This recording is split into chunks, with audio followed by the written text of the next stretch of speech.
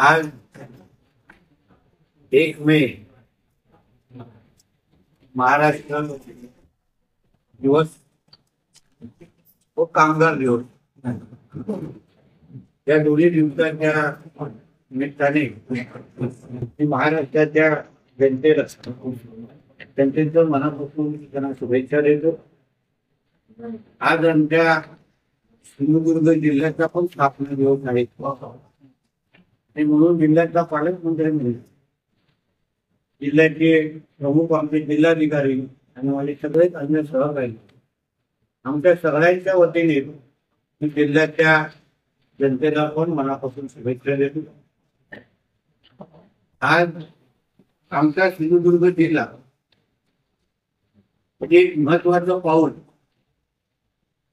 AI त्या क्षेत्रामध्ये टाकलेलं आहे।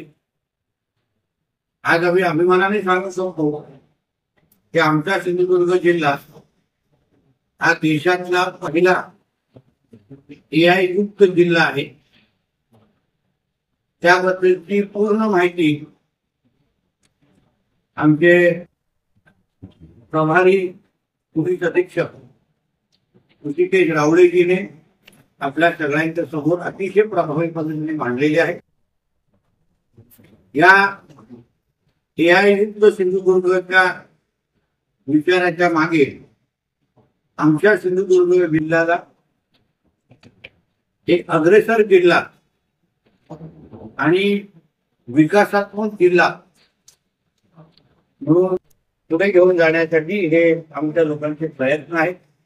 मला विश्वास आहे आज हा जो प्रवास आम्ही AIच्या या क्षेत्रामध्ये सुरू केलेला आहे त्या प्रवासामुळे आमच्या जिल्ह्याच्या विकासाला, आर्थिक समृद्धीला आणि तरुण तरुणींच्या भविष्याला फार मोठा हातभार लागेल असा ठाम विश्वास या निमित्ताने व्यक्त करतो। आजच सकाळी 100 दिवसांचा जो कार्यक्रम राज्याचे मुख्यमंत्री आदरणीय देवेंद्र फडणवीस साहेबांनी मंत्रिमंडळातल्या आम्हा सगळ्याच मंत्र्यांच्या समोर साठी दिला होता त्याचा निकाल आजच सकाळी जाहीर झालेला आहे। त्या पहिल्या 5 क्रमांकामध्ये माझ्या बंदर खात्याचा पण क्रमांक तिथे आलेला आहे। म्हणून बंदर खात्याचा मंत्री म्हणून मी राज्याचे मुख्यमंत्री आदरणीय देवेंद्र फडणवीस साहेब, उपमुख्यमंत्री आदरणीय एकनाथ शिंदे, दुसरे उपमुख्यमंत्री आदरणीय अजित पवार जी, प्रशासनाचे सगळेच मान्यवर, माझ्या खात्यातले सर्व सन्मान्य अधिकारी या सगळ्या जणांचं मी मनापासून त्यांचे आभार मानतो। ते 15 डिसेंबरला या खात्याचा मंत्री म्हणून माझ्या खांद्यावर जबाबदारी टाकली आणि जो विश्वास माझ्या आदरणीय मुख्यमंत्र्यांनी माझ्यावर टाकला, बंदर या क्षेत्रामध्ये आपल्या राज्याला एक अग्र क्रमांकाचं राज्य बनवावं, जगामध्ये बंदर या क्षेत्रामध्ये सुरू असलेली घोडदौड ती महाराष्ट्रामध्ये आपण कशी घेऊन येऊ शकतो यासाठी सातत्याने आदरणीय मुख्यमंत्र्यांचं असलेलं आम्हाला मार्गदर्शन, आमच्या बंदर खातं हे स्वावलंबी आणि स्वतःचं उत्पन्न निर्माण करणारं खातं व्हावं, नवीन नवीन प्रयोग, नाविन्यपूर्ण काही प्रयोग आमच्या खात्याच्या माध्यमातून व्हावेत असं सातत्याने मंत्री म्हणून आणि आमचे अधिकारी हे आम्ही सगळे एकत्र येऊन आदरणीय मुख्यमंत्र्यांच्या मार्गदर्शनात सातत्याने आम्ही करत आलेलो आहे। आज या 100 दिवसांच्या कालावधीमध्ये जे काही निकष करून दिलेले त्या निकषामध्ये आम्ही जास्तीत जास्त यश संपादन करण्याचा प्रयत्न केला।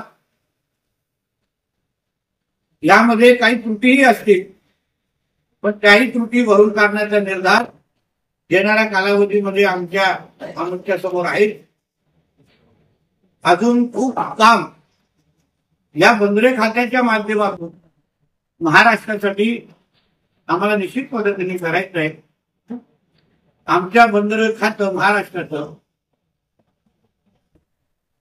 जहाज बांधणी आणि जहाज बांधणीच्या क्षेत्रामध्ये आम्ही धोरण आणणारे सर्वात पहिलं राज्य ठरलेलं आहोत। रोजगार निर्मितीमध्ये पण फार मोठ्या प्रमाणामध्ये आमच्या बंदर खात्याचा हातभार असेल। देशाचे पंतप्रधान आदरणीय मोदी साहेब त्यांचा जो महत्वाकांक्षी वाढवण बंदर आहे त्याच्यामध्ये 26% वाटा हा महाराष्ट्र सरकारचा आहे। त्या ह्याच्यामध्ये पण आदरणीय मुख्यमंत्री साहेबांच्या मार्गदर्शनाखाली आमच्या बंदरे खातं सातत्याने प्रामाणिक पद्धतीने काम करण्याचा आमचा प्रयत्न आतापर्यंत राहिलेला आहे। विविध पद्धतीने नवीन संकल्पना म्हणजे वॉटर ट्रान्सपोर्ट, वॉटर टॅक्सी या क्षेत्रामध्ये आमचा महाराष्ट्र येणाऱ्या कालावधीमध्ये अन्य देशांच्या आणि अन्य राज्यांच्या तुलनेमध्ये त्याच गतिमान पद्धतीने पुढे जात असेल, जाताना दिसेल असा विश्वास मी खात्याचा मंत्री म्हणून मी महाराष्ट्राच्या जनतेला देतो। परत एकदा मी माझ्या राज्याचे मुख्यमंत्री आदरणीय देवेंद्र फडणवीस साहेब आणि माझ्या दोन्ही उपमुख्यमंत्र्यांना मनापासून माझ्या खात्याचा प्रतिनिधी म्हणून मी त्यांचे आभार मानतो। त्यांनी टाकलेला विश्वास, दिलेला आशीर्वाद, त्याच्यामुळे आम्ही 100 दिवसामध्ये आम्ही पहिल्या 5 क्रमांकामध्ये येऊ शकलो। अशाच सातत्य आम्ही आमच्या कामामध्ये निश्चित पद्धतीने ठेवू हा विश्वास या निमित्ताने व्यक्त करतो आणि आपले काही प्रश्न असतील आपण विचारतो।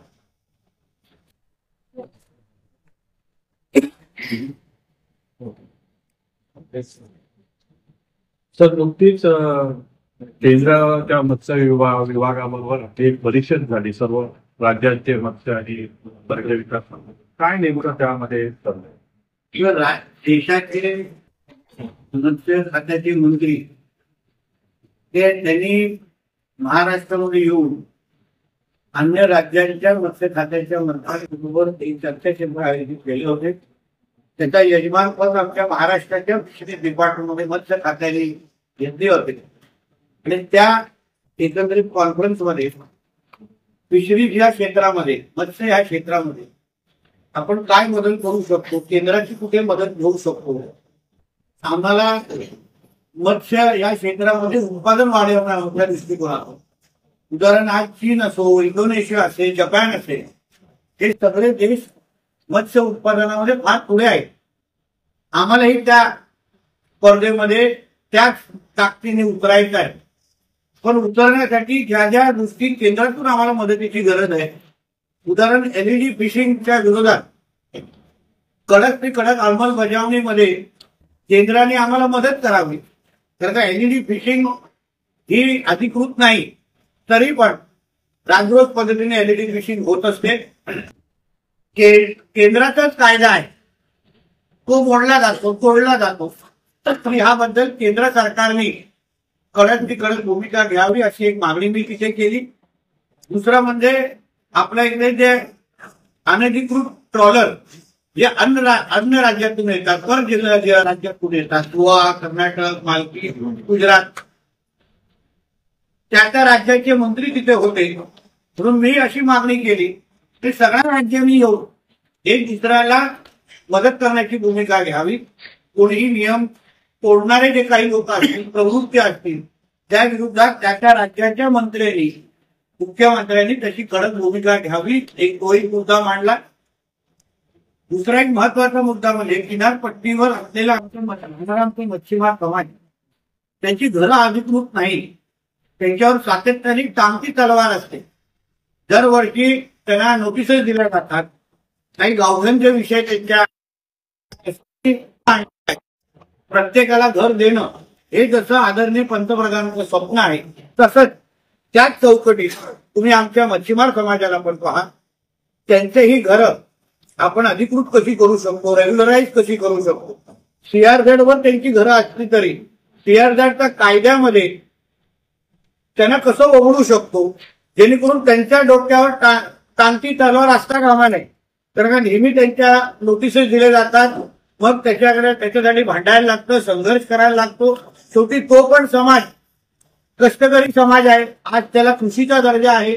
शेतकऱ्यांना जसं आपण सहानुभूतीपूर्वक त्यांना मदतीची भूमिका घेतो, तसंच आमच्या मच्छीमार समाजाची घरं पण अधिकृत कशी होऊ शकतात, रेग्युलराईज कशी होऊ शकतात, प्रधानमंत्री आवास योजनेच्या अंतर्गत तुम्ही त्यांना रेग्युलराईज करा, अशा पद्धतीची मागणी ही त्यांच्यासमोर मांडलेली होती. आणि चौथा आणि शेवटचा जे मासेमारीची कालावधी ही किती असावी, यावर मला असं वाटतं अन्य राज्यांनी आणि सगळ्या आम्ही लोकांनी एकमत करण्याची वेळ आलेली आहे.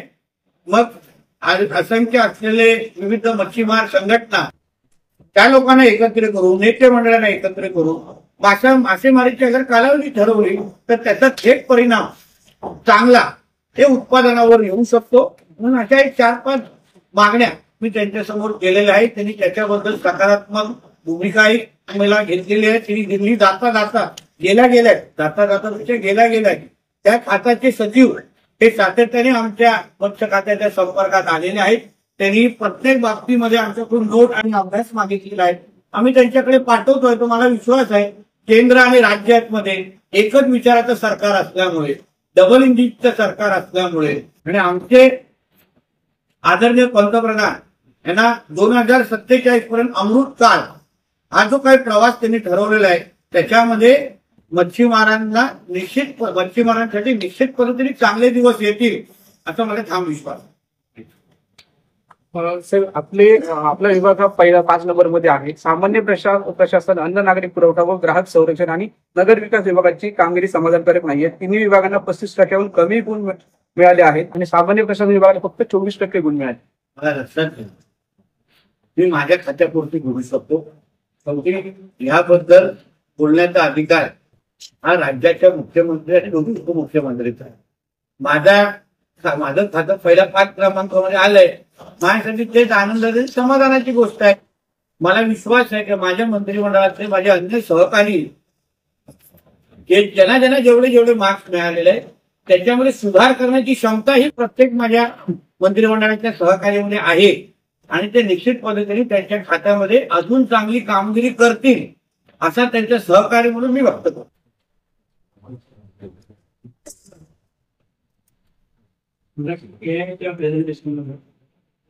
ऑफिसची संकल्पना काय संकल्पना ऑफिसच्या रावडेजी बोलतो.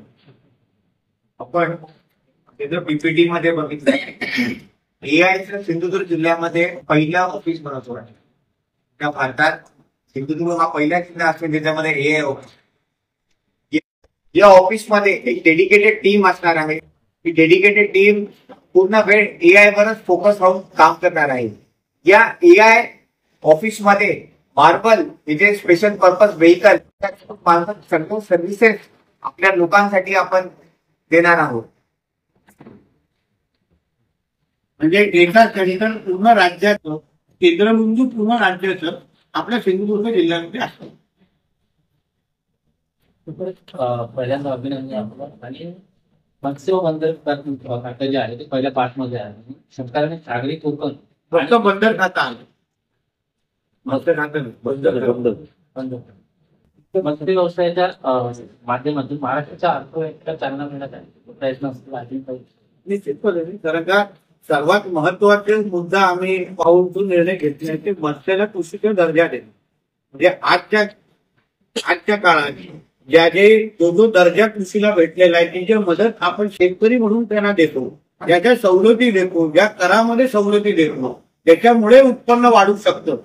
आता आपल्या किनारपट्टीमध्ये असलेला जो पारंपरिक मच्छीमार आहे त्याला सर्वात मोठा फायदा ह्या निर्णयामुळे होणार.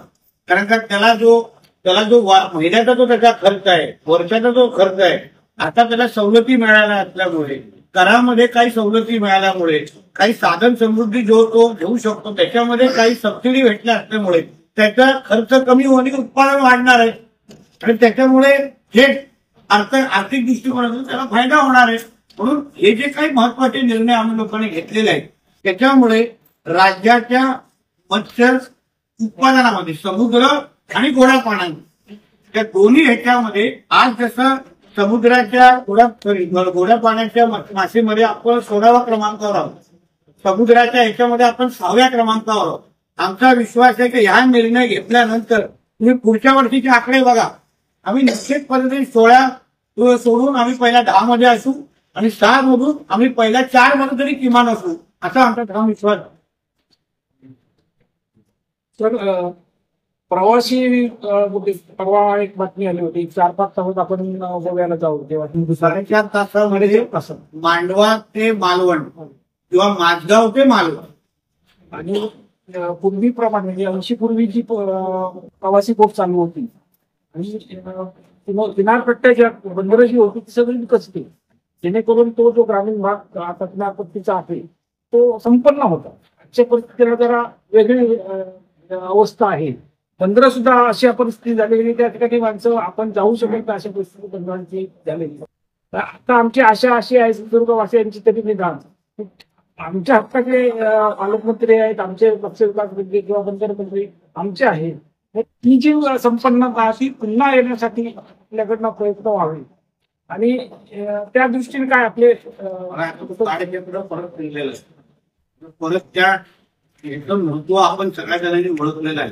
आता जलवाहतूक ह्यामुळे शहरांमध्ये तर मोठ्या प्रमाणामध्ये ट्रॅफिकचे प्रश्न सुटतील, पण त्याचबरोबर आपला जो मुंबई ते गोवा, मुंबई ते सिंधुदुर्ग, मुंबई ते रत्नागिरी, हा जो काय आपल्याला उदाहरण गणपतीच्या काळात आपण जो पत्रकार मित्र म्हणून आमचे जे काही साधारण स्टोऱ्या चालतात त्याच्यामध्ये आता आपण आधुनिक पर्याय उभा करतो. आदरणीय मुख्यमंत्र्यांचा हाच विचार होता की जसं त्यांनी मुंबईमध्ये मेट्रोचं जाळं तयार केलं त्याच्यामुळे मुंबईमध्ये ट्रॅफिकची समस्या मोठ्या प्रमाणामध्ये आता कमी होत असताना दिसते. तोच विषय अगर उद्या आपण जसं रेल्वेने गावी येतो, गाडीनी गावी येतो, तीच गाडी आपण रोरो मध्ये पार्क केली, आपण माझगाव मध्ये ती गाडी त्या बोटमध्ये टाकली, म्हणजे M2M नावाची मोठ्या बोटमध्ये, आणि थेट ती बोट 4.5-5 तासामध्ये तुम्हाला थेट अगर मालवणमध्ये तुमची बोट थांबत असेल, गाडीने तुम्ही त्या बोटातून बाहेर येतात, आपल्या गावाकडे जाता, गणपतीचं दर्शन घेतात, 7-8 दिवस राहतात आणि परत त्या जेटीकडे जाऊन गाडी बोटीमध्ये टाकायची आणि परत मुंबईकडे यायचं. अशा पद्धतीचा प्रवासी अनुभव देण्याची आमची तयारी सुरू झालेली आहे. गणपतीच्या काही काळा अगोदर तुम्हाला ती गोड बातमी. जलद जोडणं असं आहे की वाटेतली जी बंदरं आहेत तर आपण म्हटलं मांडवण डायरेक्ट टाकत आलो, त्याचा सिंधुदुर्ग बोललात, तुम्हाला जे ऐकायला आवडेल ते बोलतो. स्टॉप आहेत का? रत्नागिरीला आहे, रायगडला आहे, स्टॉप आहे वाहतुकीसाठी. गणेश चतुर्थी हे आपल्या किनारपट्टीवर थेट राबवतात. तुम्ही आमच्या असल्यामुळे आम्ही तुम्हाला रायगडकडे पाठवणार नाही, आम्ही तुमची बोट इथे तापवणार आणि एक माणूस कमी नको. माल वाहतुकीसाठी त्याच्यासाठी पण वापर होईल त्या गोष्टीचा. आणि माल वाहतूक जास्त ट्रान्सपोर्टेशन आपल्या होत नाही. बघा, शेवटी बंदराचा विकास आपण उदाहरण मुंद्रामुळे पूर्ण गुजरातचा विकास होईल आणि गुजरात विकसित राज्य हा फक्त मुंद्रामुळे ओळख आहे. म्हणून राणेसाहेब जेव्हा बंदरे विकास मंत्री होते, आपलं रेडी बंदर असो किंवा विजयपूर बंदर त्यांनी आयडेंटिफाय केलं, त्याच्यामध्ये रेडी बंदर सुरुवात म्हणजे त्याचं काम सुरुवात झालेलं आहे. आता विजयपूर बंदरमध्ये जहाज बांधणीचा प्रकल्प आणण्याचं आमचं नियोजन आहे, कारण ती लँड, कारण ती जागा अतिशय पोषक आहे जहाज बांधणीच्या प्रकल्पाचं. म्हणून येणाऱ्या कालावधीमध्ये तुम्हाला त्या निमित्ताने मोठ्या प्रमाणामध्ये इथे गुंतवणूक होत असताना दिसेल, कारण जहाज बांधणीसाठी समुद्र किनारा लागतो आणि तो आपल्याकडेच आहे. प्लस विजयदुर्गमध्ये ह्या भागामध्ये जमीन तयार आहे आपल्याकडे, तीच जमीन आपण शासनाला किंवा जे गुंतवणूकदार आहे त्यांना समोर ठेवायची आणि गुंतवणूक करून घ्यायची. एका जहाज बांधणीच्या प्रकल्पामध्ये 1 लाख थेट रोजगार आहे, 1 लाख. अप्रत्यक्ष रोजगार 30-40 हजार आहे. म्हणजे एक प्रकल्पामुळे किती आता जहाज अगर कुठलं तुम्हाला तोडायचं असेल, त्याला शिप ब्रेकिंग म्हणतात, फक्त अजून गुजरातमध्ये आहे. फक्त अलग नावाचा एक जिल्हा आहे, अलंग. गुजरात एकच आहे. म्हणजे जेवढं पण तुम्हाला अगर ब्रेक करायचं असेल तर फक्त तुम्हाला गुजरात अलंगला जायला लागतं. आता तुम्ही महाराष्ट्रात पण तो विषय करू शकता. एका जहाज सोडण्यामध्ये तुम्हाला 15 ते 20 हजार लोक थेट तुम्हाला लागत आहेत. हे लक्षात घ्या. हे सगळे जे उद्योग आहेत त्याच्यामुळे मोठ्या प्रमाणामध्ये रोजगार निर्मिती होईल, आपल्या बंदरांचा विकास होईल, माल वाहतूक, माल प्रवासी सगळ्या पद्धतीने सुरू होणार होतं. आता आपण विचार करा ना, सरकारचे 100 दिवसच 150 दिवसच झालेले आहे. त्याच्यामध्ये कृषीचा दर्जा झालेला आहे, त्याच्यामध्ये आपल्याला स्वतःची जहाज बांधणीची धोरण तयार झालेलं आहे. तुमचा जिल्हा एआयच्या दिशेने जायला सुरू झालेला आहे. फक्त 100-150 दिवसामध्ये. अजून 5 वर्ष जायचे आहे. रोरो सर्व्हिस साहेब आपल्याला सिंधुदुर्गातून आपल्याला मिळायला पाहिजे. आपलं काय डायरेक्ट गोवा असेल, अरे बाबा, मी आता मालवण कुठे येतो, मालवण गोवा नांदगावतून कसं झालं ना तर आपल्याला ते माझगाव ते मालवण, त्याच्यासाठी आम्ही वैयक्तिक जेटी तिथे तयार करतो. रेल्वे हा रोरो सर्व्हिस. साहेब, आनंदवाडी बंदर प्रकल्प जो धीम्या गतीने चालू आहे त्या बाबतीत भूमिका काय? त्या बाबतीमध्ये गेल्या आठवड्यामध्ये 85 कोटीची गरज आपल्याला आजच्या काळात आहे. 85 कोटी आम्ही सागरमालाच्या माध्यमातून केंद्र सरकारकडून घेतोय. ते पुढच्या 15 दिवसामध्ये आम्हाला उपलब्ध होतील. आणि आनंदवाडी प्रकल्प माझ्या अंदाजे नोव्हेंबर-डिसेंबर पर्यंत पूर्ण पद्धतीने कार्यरत होईल. 85 कोटीची गरज आहे, ती आम्ही आता केंद्र सरकारकडून सागरमाला योजनेच्या अंतर्गत घेतली. मालवणमध्ये छत्रपती शिवाजी महाराजांचं खेळ आता पूर्ण झालेलं आहे. त्या अनावरणाची वाट बघतात कारण पर्यटक आता मोठ्या एक लक्षात घ्या, वाढ बघणार तुम्ही त्या स्टोऱ्या सुरू करेल, ते तारीख भेटत असं नाहीये. ते काम आता संपले नाही. थोडा पाणी 2% बाकी आहे. त्याच्या आत्ता गेल्या कॅबिनेटमध्ये आम्हाला प्रेझेंटेशन दिलं गेलं. त्यावर आता माननीय मुख्यमंत्री 1-2 दिवसात आम्हाला तारीख देतील. त्यामुळे आम्ही करू. शेवटी 100% काम केल्याशिवाय उद्घाटन केलं तर स्टोऱ्या तुम्हीच चालवणार. ये देखो गिर गया. हे सगळे विषय आम्हाला तुम्हाला संगीत द्यायची नाही.